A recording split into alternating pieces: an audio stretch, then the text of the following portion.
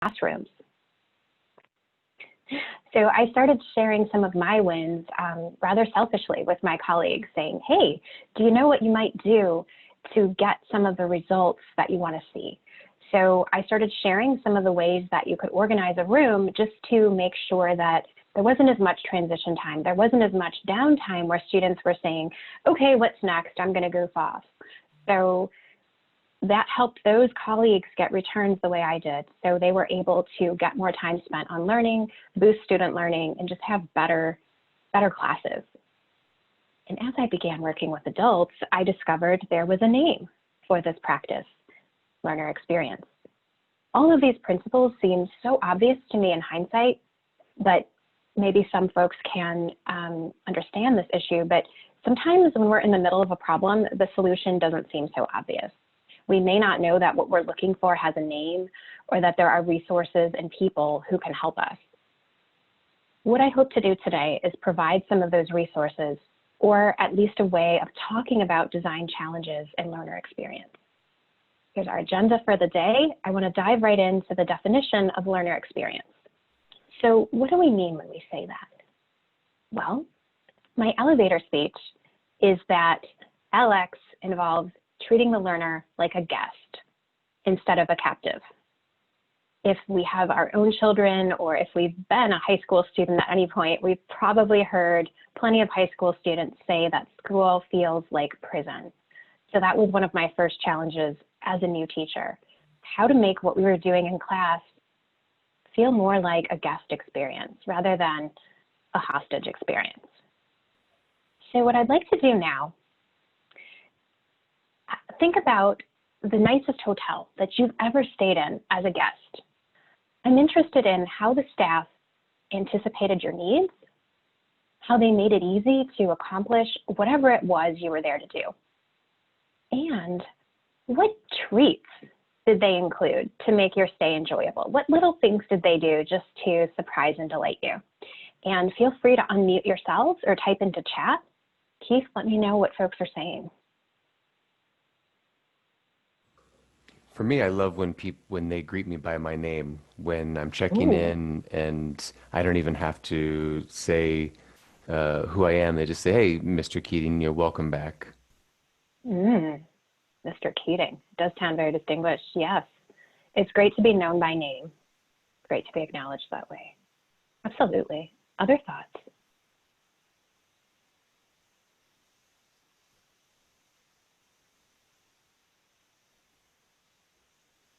For me, I think it's more of the teacher being able to create the enabling environment where you feel free to share your views, you feel free to share your ideas. And that's very important in the very first class, because if you miss that opportunity, people don't, there's that fear or that, I don't know how to explain it, but usually if you make it easy in the first class, people feel free to come into your class and be able to gain their trust, and, they feel free to share their personal experiences or issues related to that topic or that class that you're learning.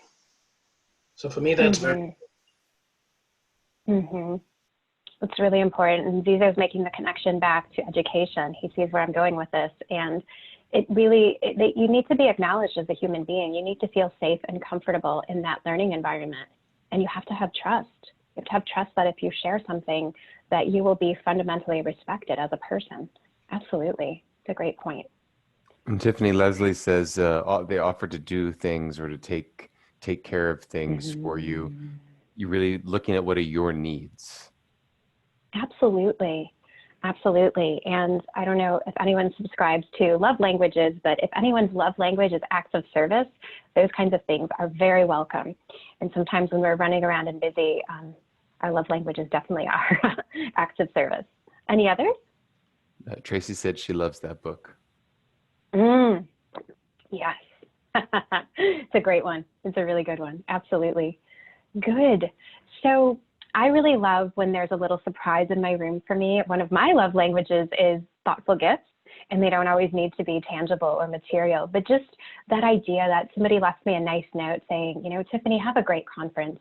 Or if they take the time to remember how to pronounce my last name, be still my heart. That is just really lovely. So it's those little touches. And what I want to emphasize here is how much planning and organization has to happen on the back end when we experience all of those touch points, when we get called by our names, when we get offered those little acts that make things a little easier for us as we're running around in town. So from reserving online to the lighting and the temperature and the floor plan even when we arrive, to the delivery of our room service order, which is always a treat for me, and how the staff sends you off when you leave. Every one of those elements contributes to making your stay an experience that is worth your time and money, or your company's time and money if they're sending you. So the design of that service, that stay in the hotel, is very carefully planned across channels and touch points. It is not an accident by any means. What I want to talk about here is approaching learning from the perspective of service design. So author Joseph McKelly wrote a book called The New Gold Standard, another great book for those of you readers, and it provides some best practices for a really world-class customer experience. It's based upon onboarding and training at the Ritz-Carlton hotel chain, and much of what McKelly describes here is service design. He talks a lot about training, and that begins by teaching staff to empathize with hotel guests. So wherever they're coming from, whatever mood they're in, whether they're bright and sunny or cranky, difficult, entitled, we've all seen that guest. Even when staff members don't see a guest at their best, they find a way to add value and make the experience memorable. So that might mean, going back to that example, calling a cab for an anxious guest whose Uber is late. Or maybe it means printing out 300 pages of meeting handouts for another guest who might have forgotten them at home. So I'd like you at this point to start thinking about the learning you design as an extended service experience that you offer to your learners. As they come and go in this learning ecosystem, what touch points could you use to add value and make their experience memorable? Just keep that in mind as we go, and I'd like to discuss that as we get a little further along here. Okay. Let's do a really quick empathy check-in with ourselves and each other. What are some things that are currently stressing you out? What are some things from that to-do list that are weighing on you? What IMs are you seeing come in another window? Not that you're multitasking. What do you feel you should be doing instead of sitting here and relaxing, spending some time thinking about our craft together? Keith? Anything coming in? I can tell you what's stressing me out is the Supreme Court discussion. Oh, I know. Yeah, we were talking about that yesterday. Current events are an immense stressor right now, right? Absolutely. In the chat, workload, deadlines, homeschooling my kids, my 1-year-old, upcoming elections. Yeah, we're really going through something right now. Absolutely. Absolutely. And if we're parents, the school year has started, such as it is. Any other stressors? New job, meeting new expectations. Absolutely. Major life stressor right there, even if it's a great thing. Absolutely. Others? Kids' school demands, wondering when COVID will end, the pandemic, right. technology, mental health in general. Sure. That's so important right now. Oh my gosh. Yeah. Yeah. I can echo many of those, most of those. Thank you for sharing those. Thank you for going into that space with me for a second. I do appreciate that. So there are some really common stressors right now. They've certainly intensified lately based on just everything we're going through together. Health is an enormous one. And the same is true for our learners. So if we're lucky, and I use that word with extreme caution, if we're lucky enough to be able to work remotely, again, has its own set of challenges, we may be insulated from some of the stressors learners are under if they are not able to work remotely. So if we design learning for essential workers who have to go into a building somewhere and deal with the public, we're likely designing for a learner who is very, very concerned with health, who is very concerned maybe with their livelihood, if their job is sustainable, if it's one of those that's going to be lost in even larger numbers. In short, we're likely dealing with a learner who is too overwhelmed right now to really make learning a priority. Just something to keep in mind. So all of that stress we're feeling, all of those deadlines we have, same with our learners, and sometimes even some additional stressors. So they are really in a bad spot, potentially. So what does that mean for us? Whether we call it energy or bandwidth or attention, learners under stress can be physically unable to process large amounts of detailed information, even just new information at all. This is Maslow's hierarchy of needs, sort of a cartoony version of it, and it may be very familiar to many of us. But it's a good visual reminder that if some basic life needs like food and sleep and general health are not being met, we literally can't participate in higher order activities.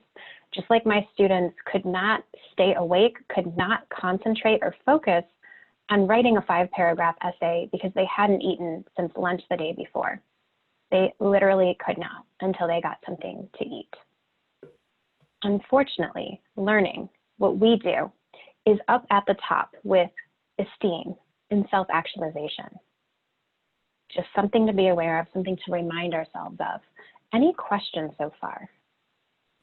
No questions, but we're talking in the chat about how the learner needs have changed, especially in the last year. Oh yeah, I feel like things change every other day. Absolutely, absolutely. And our sense of time is getting so warped right now.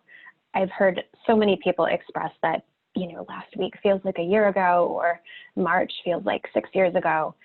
My phone is serving me up memories from my vacation last year, and that feels like a lifetime ago. Yeah, absolutely.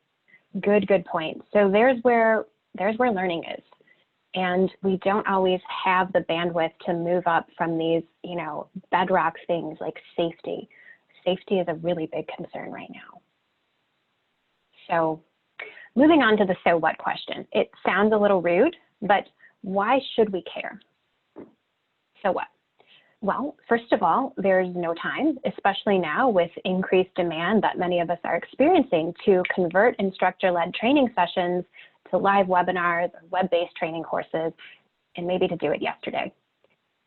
Second of all, the issues are not all of our faults. Those of us who design instruction very often hand our designs off to content development and programming teams. And after a few revision cycles, we may not recognize our original design. Does anyone remember the folktale Stone Soup? There are a couple different versions. Is anyone able to give a 20-second summary? Leslie, can you give a 20-second summary? That's awesome. In fairness, she didn't volunteer for the 20-second summary. She just answered the question. Oh, I was hoping to get her. She doesn't have audio. Oh, got it. Okay. Leslie, a couple high-level points.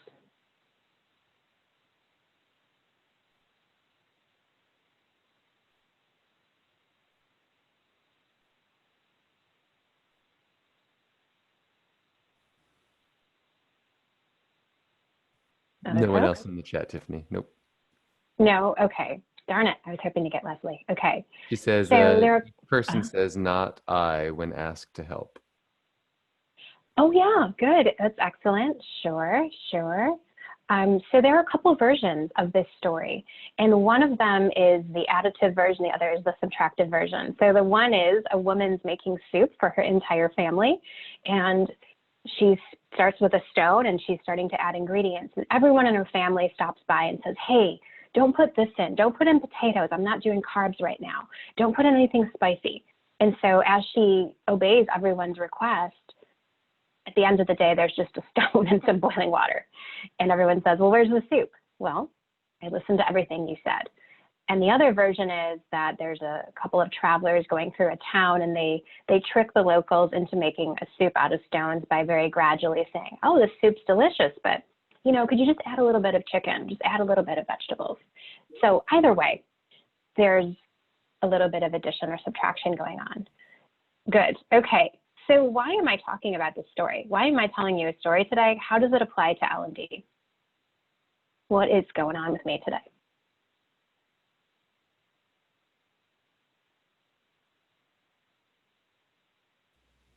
So we don't take every need, every response from the learner. Otherwise, we'd just be trying to end up with stone soup because everybody wants something maybe a little bit differently.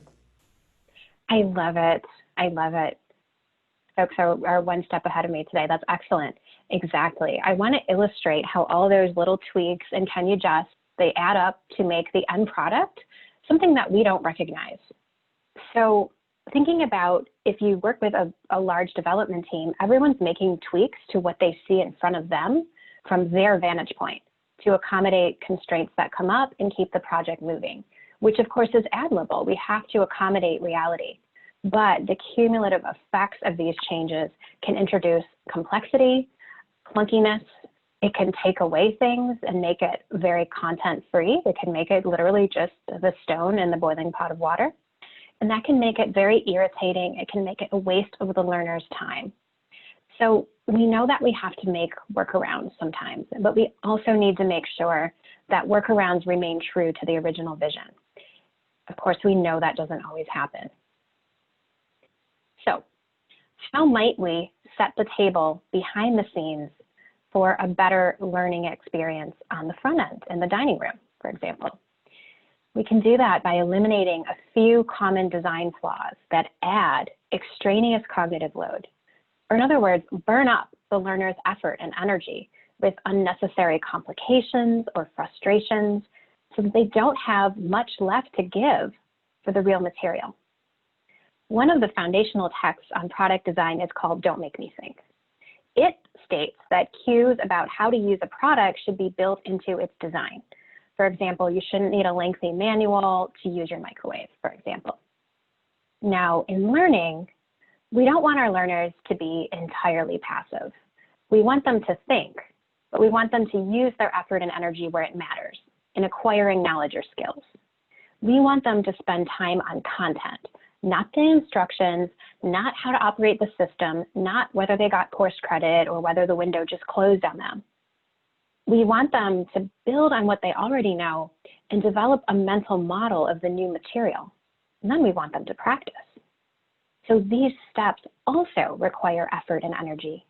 But this effort and energy is spent on understanding and retaining content. This is good or germane cognitive load. Just like cholesterol, there's good and bad types of cognitive load. And this is the one we want to have more of. Okay. Finally, we need to be able to share the value of our designs and the reasoning behind them. Good LX design is not a trade secret. It isn't Fight Club. We can absolutely talk to our colleagues and clients about why we're making the recommendations we're making and how they ultimately help the learner and the business ultimately. If we are not helping the learner maximize the good cognitive load and minimize the bad, then we're not doing our jobs as partners.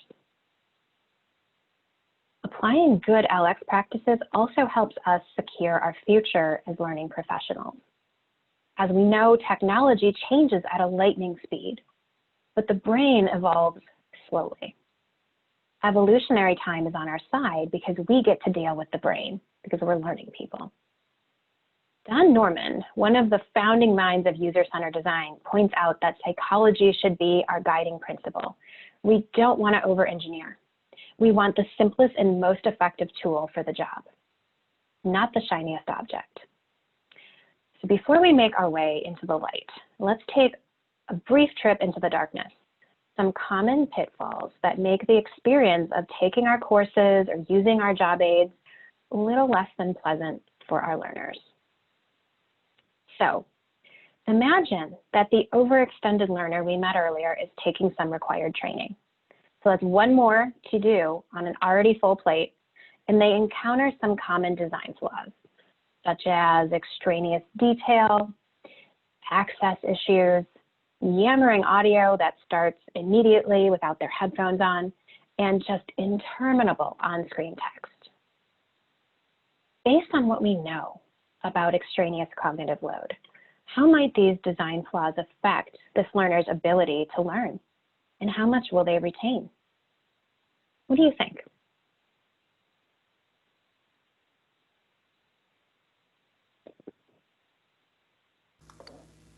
Not much retention.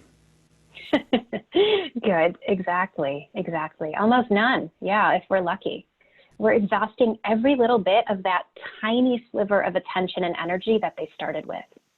Even if they do manage to get through, they won't retain much. Keith, was there another comment? Yeah, Tracy said information overload. They lean too distracted visually to hear the message. Those are great points. Great points.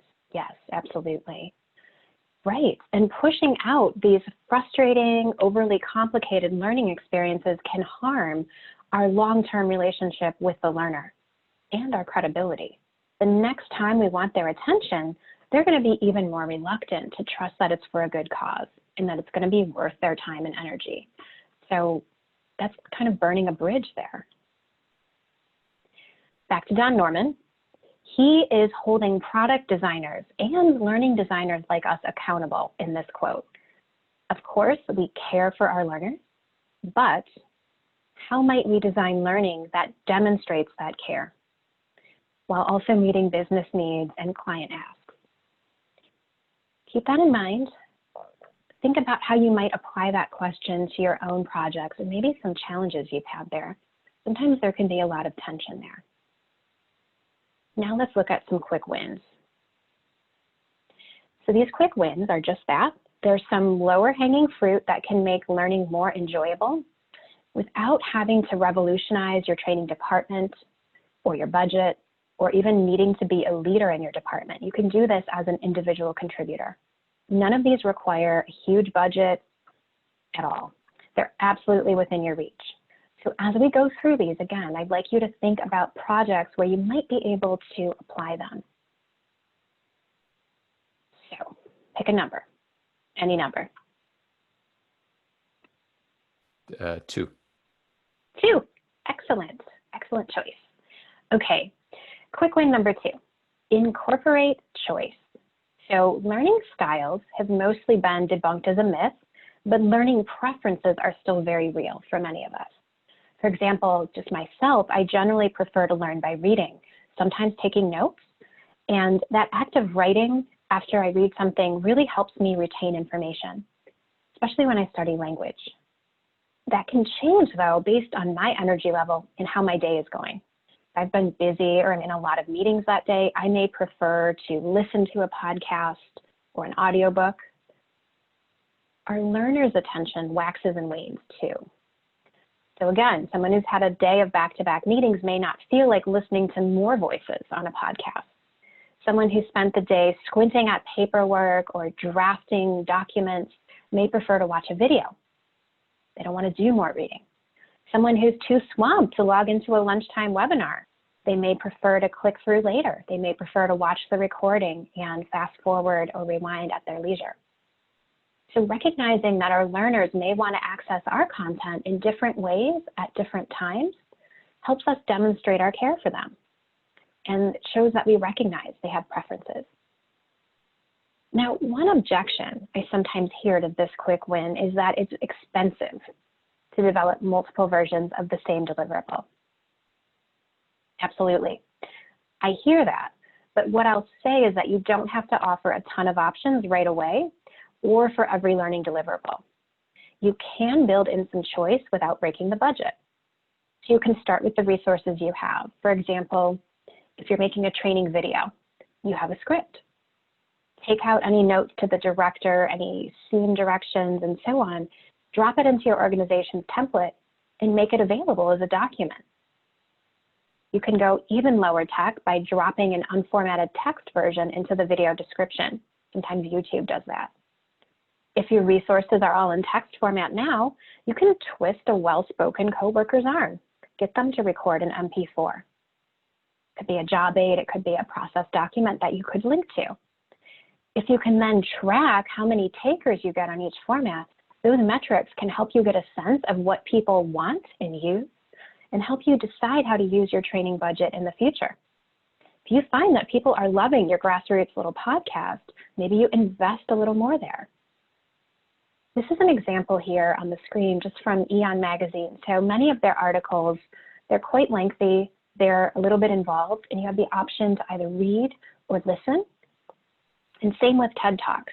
Sometimes I don't have the opportunity to watch the whole video, so I leave it playing in a tab and just listen to it like a podcast. Sometimes if I'm kind of done with voices for the day, I will return to just the transcript, just kind of scroll down.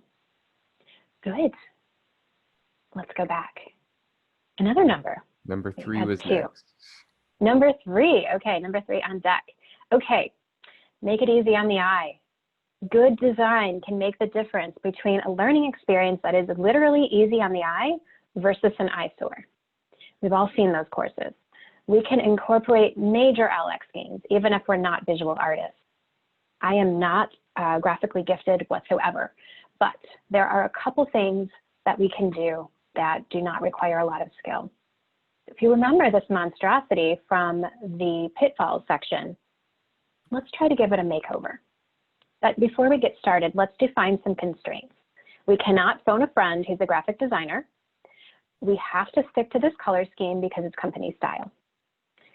Can this WBT be saved? Absolutely. First of all, it needs some white space. On this WBT, it's literally white, but it doesn't have to be. White space means leaving room for content to breathe. So in the margins, between paragraphs, between lines, and around images. Seeing that unrelieved block of text is really stressful, actually. It's too much to skim, and it looks boring. Anyone who has a colleague or friend who sends really long emails or text messages knows this feeling well. Let's isolate a single concept on this slide. So the text is already easier to read. We can see what's important because there's only one sentence. And then taking it a step further, we'll pretend that lorem ipsum dolor is a step in building a robot. Now, a robot is a physical object and building is a physical task. The ideal way to learn would be for a robotics teacher to stand next to us and walk us through the process. But that's not practical, especially nowadays. So we want to get this WBT to approximate the ideal learning experience as closely as possible. So an image is a great option. It does a lot of the work of words, but it's more likely to be memorable. Something that surprised me when I started learning about message design was that less is more. I started initially by thinking that a detailed photo would be ideal because it's most realistic. But the truth is, the level of detail in a photo can actually be distracting. It adds extraneous cognitive load by making the learner expend effort to filter out relevant versus irrelevant details. So a clean line drawing like this is actually ideal to illustrate steps in a process. Good. So we've made over this slide, but we still have an issue with the course length. We see that this is the 10th slide out of 450. That's too many. We'll get to that later in quick win number 4. Where shall we go? Next is number 4.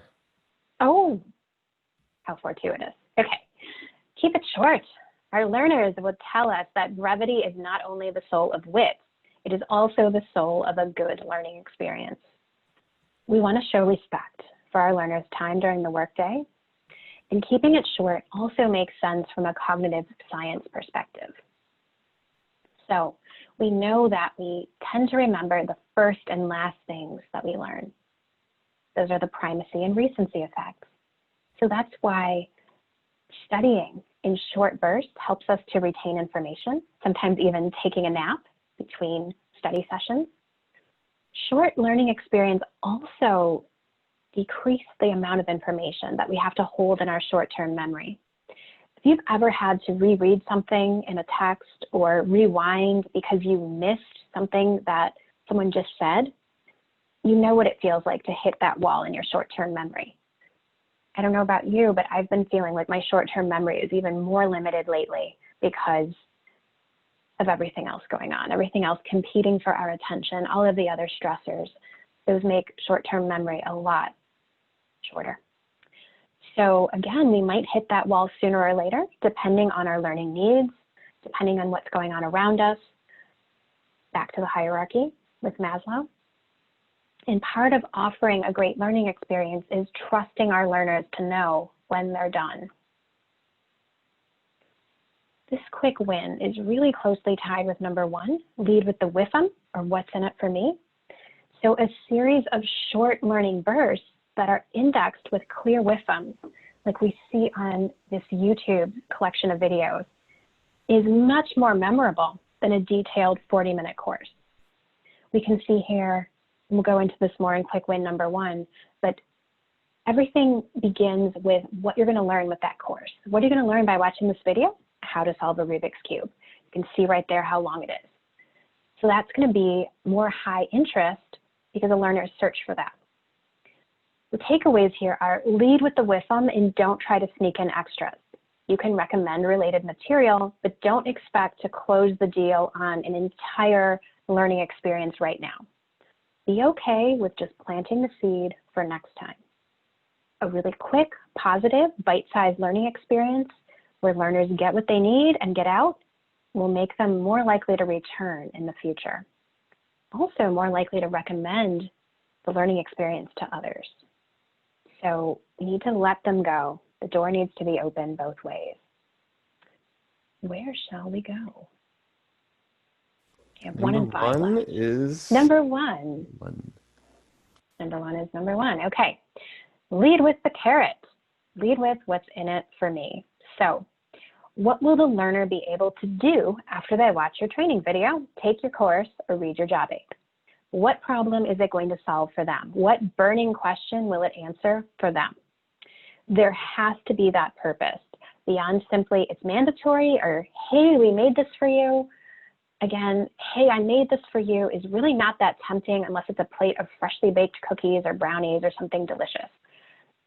Making a course for someone just doesn't have that same ring. Remember, we want to treat our learners as guests, not captives. So by offering the carrot up front, we generate more interest. We motivate the learner to make that first click. Leading with the WIFMs helps us to build our credibility by showing that we understand what learners do. We understand the pain points in their day and the moments of need that come up for them. Sometimes the learning outcome is treated as a spoiler, and it doesn't need to be. Let's lead with it to show the learner that there is value in investing their time. This example here from YouTube is especially good because not only does it lead with the WIFM, it also leads with the video duration. We can decide whether we have 10 minutes or not. We can locate the runtime, it's right there, but the smart learning designer put it right into the video title. It's really tempting to say, oh, 10 minutes, I could learn a whole skill. That's kind of cool. You don't need to work with video to lead with the WIFM. You can work with text and print. For example, this job aid leads with the WIFM of setting up a fish tank and the number of steps required to do so. It's just 7. It's not so intimidating. You can do that. So leading with the WIFM isn't just about creating high interest course titles. It's also about indexing. Another thing that YouTube gets right is its search functionality. We can search the way we speak. How to tie a tie? How do I fix my washing machine? Let's be honest here. Sometimes course names that we create or that we're required to create make it difficult to know what information they contain. Or maybe they're organized in a way that only makes sense to us on the back end. So we might know what information security basics versus fundamentals contains, or for example, sales 101 versus 201. We may have a whole list of fundamentals that go into each one. But what if a learner wants to find a job aid on what email attachments to open, or a script of what to say on a cold call to a customer? They aren't necessarily going to remember which course contained which job aid. But they can search, how do I make a cold call? How shady are zip files from unknown senders? Should I open them? So if we want our learners to use our materials, if we don't want them going out to Google and finding whatever other materials out there from whoever else indexes better than we do, we need to make our materials easy to find and use. Our learners may not have enough understanding. They may not be able to vet sources. But if Google's easier to use, we're going to lose them to Google. Okay, above all, once we've engaged our learners, once we've fulfilled their WIFM, we need to let them go. This quick win is the one that's really tied into quick win number 4. Keep it short. We have to trust our learner to know if they really only need help with one discrete skill or step. We need to trust them to get in, get what they need, and get out. We should not be roping them in for a 20-minute course or making them search through a 40-minute video to find the 2 minutes of content that they need. If we do that, again, that's when we lose them to Google. We have the robust choice of number 5. Here we go. So, anyone here had the experience of starting a new job and being told, ask questions anytime? Anyone have that experience? I see a couple flashes for responses. Yes, yes, always. Always. Good. And Yeah, if that's you have questions, come and ask. come and ask, right? Yes, good. Okay, how helpful is that? Not Maybe very. well-intentioned. Why is that not so helpful? Anyone want to share about that? I heard that someone had a new job. Maybe you've just experienced that. Maybe you don't know what to ask. Exactly. Thank you. Yes, you don't know what to ask when you're still trying to figure out what you actually do all day, right? You don't even have enough information to pinpoint what you don't know, much less perform the metacognition to ask about a responsibility that you don't know you have. Exactly. Exactly right. So while that may be well-intentioned, ask anytime. That puts the onus on you to know what you don't know. How do you navigate that? What could help? Well, what helps a learner in a situation, for example, a new job, where they don't know yet what they don't know? An onboarding map can be really helpful. It can help them visualize what they should know, what they should be able to do during the first day, the first week, and so on. It provides benchmarks, and it provides a common language for discussing them. For example, teaching, classroom management is a huge buzzword, and it's something that teachers are evaluated on very heavily. But classroom management takes a little bit of time to develop. It's a skill that doesn't come right away. So knowing that that's something I can expect to have in my first 3 months and then develop further in 6 months, that would be really important for me to know. You can't go for everything all at once. Of course, the classic example of a learning map is a syllabus. When we are totally new to a subject, a document like this one can help us see how units are broken down, how much reading will be, how many assignments, and when we're expected to demonstrate knowledge on tests and other assessments. Again, that's a little text heavy. Syllabi can be a little text heavy. Those could definitely be improved upon, but that is the classic roadmap. Also, seeing when those benchmarks are helps us ask ourselves those metacognitive questions. So it helps us get started with those. You can say, am I prepared to do that? Oh gosh, I have to do that next month. Ooh, I don't feel like I know anything yet. You can ask yourself if you really understand it, and maybe look back at a few steps you might have missed. And you can recognize a little better if you need help. That also helps us start to take control of our learning by giving us target dates that we can put in our calendars. So if we know there's a big project in December, we can start budgeting a few hours every week, and we can start mentally preparing ourselves. And that also helps manage any emotional stress around having to produce something. But beginning a unit with zero sense of what's next, where you're going, how long it will take, and how it all fits together is really disempowering. It can be a very stressful experience.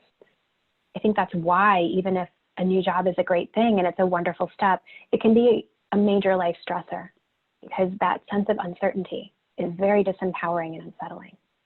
So think of the learning journey as a kind of in-flight map, if you remember those from back when we used to travel.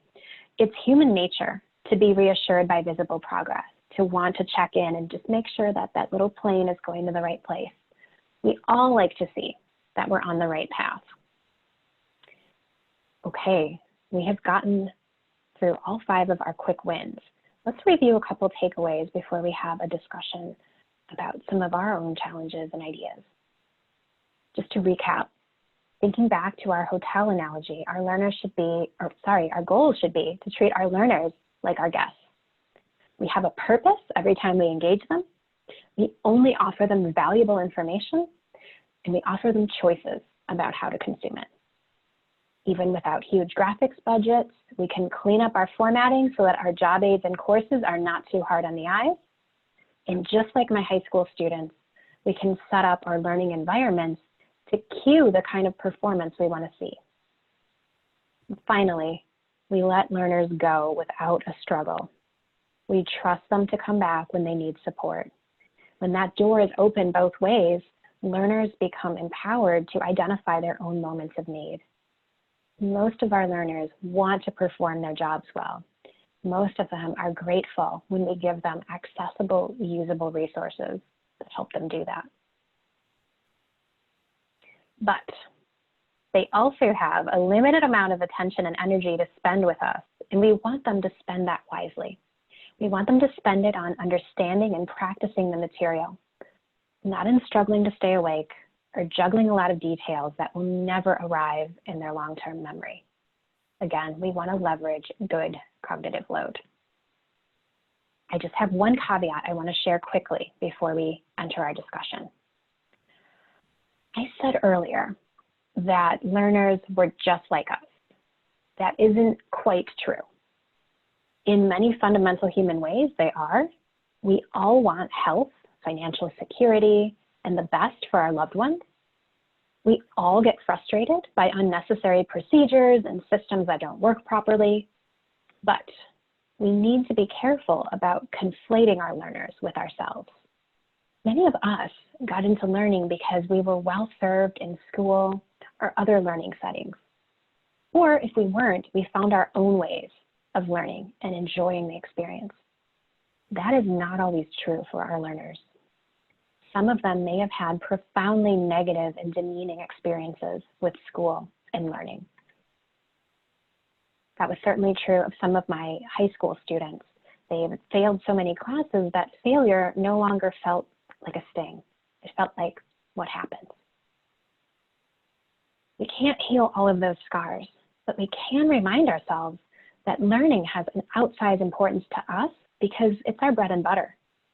It's hard to imagine that something that is so important to us is barely a blip on our learners' radar, and that they might see those courses and job aids and deliverables that we so lovingly create for them as distracting, maybe even annoying, boring, without meaning to be. And with the very best of intentions, we learning folks are a biased crowd. So we need to be careful about overgeneralizing for our learners. While we may be perfectly happy reading a long training document or sitting through a seminar or a long discussion, most of our learners don't feel the same. Quick caveat. So that's why it's so important, to keep checking back in with our learners and hearing their voices, those empathy and testing stages for those who use the design thinking process, where we get any feedback that we can carry into the other steps so that it actually guides us through content development and testing. Just as an upscale hotel chain seeks out feedback from guests, we should be asking our guests how to make their stay with us better and more worth the investment. So what questions do you have about how to do that and how we might solve any design problems together? Any challenges we've been going through? Feel free to come off of mute or share in the chat. Absolutely.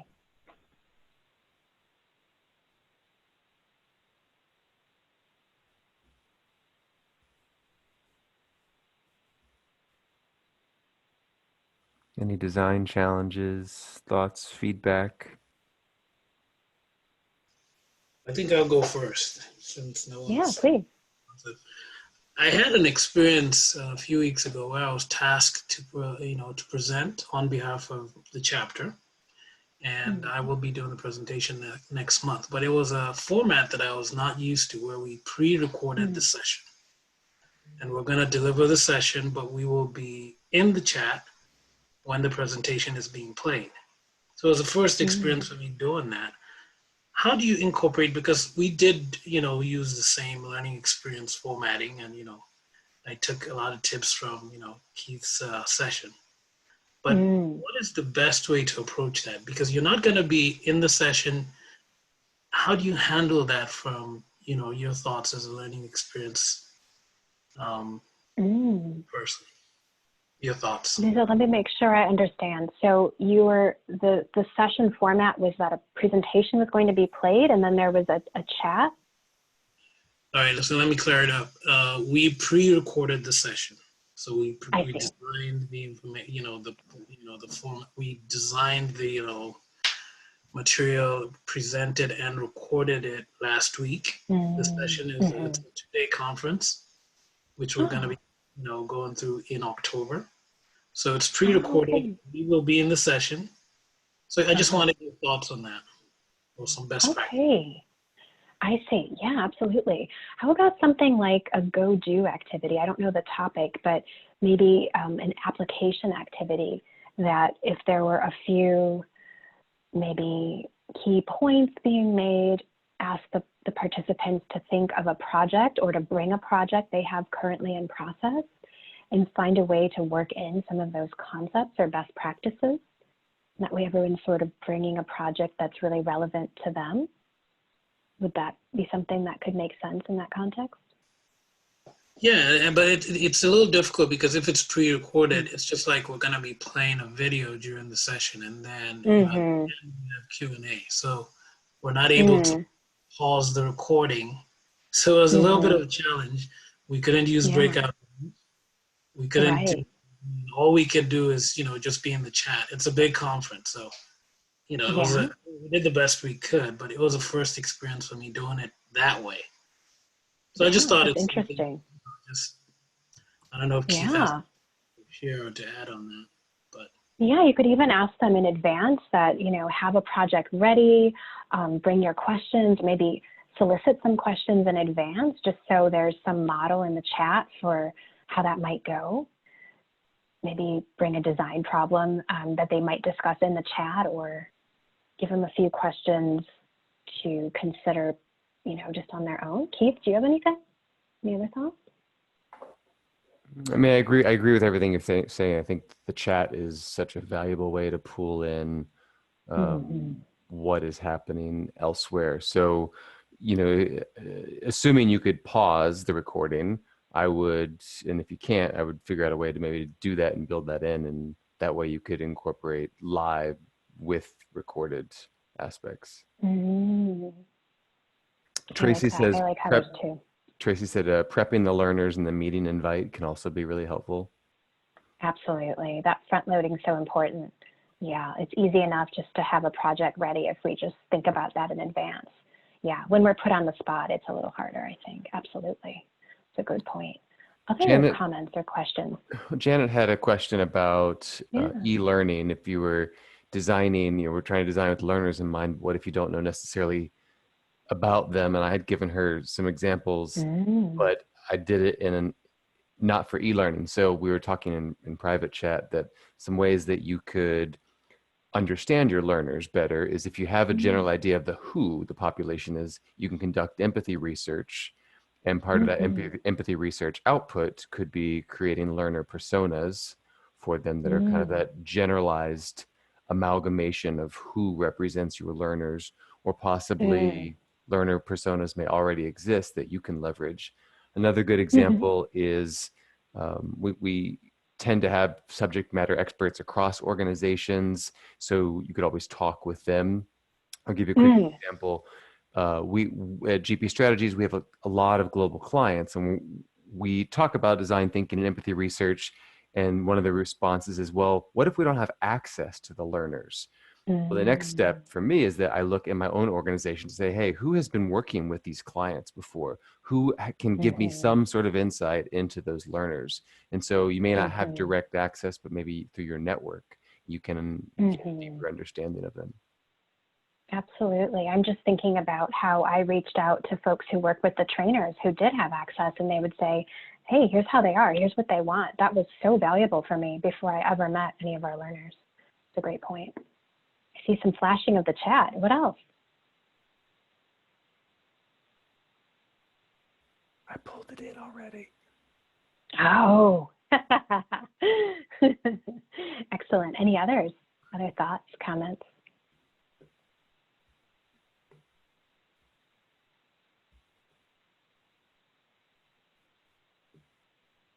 Okay.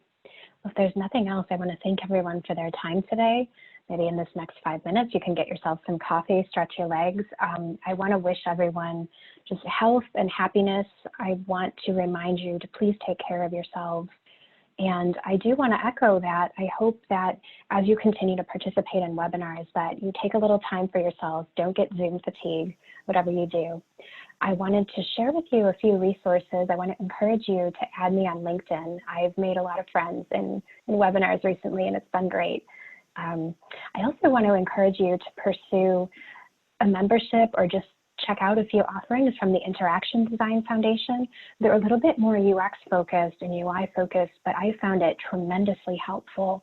And I found so many touch points that really work for learning as well. I just finished a service design course, and those are cohort based, but they will continue offering that, and they'll start a new one shortly. I found that really valuable. So I recommend that for anyone. And then for anyone who is interested in hearing me talk some more about learner experiences, there's a podcast as well. And of course, GP Strategies has a free resource page around design thinking, which is not entirely tangential to this process. Learner experiences certainly can be part of a design thinking methodology as well. So thanks so much for your time today. Please stay well. Please take care of yourselves. I appreciate it. Thanks everyone for attending. Thank you, Zizo, for hosting.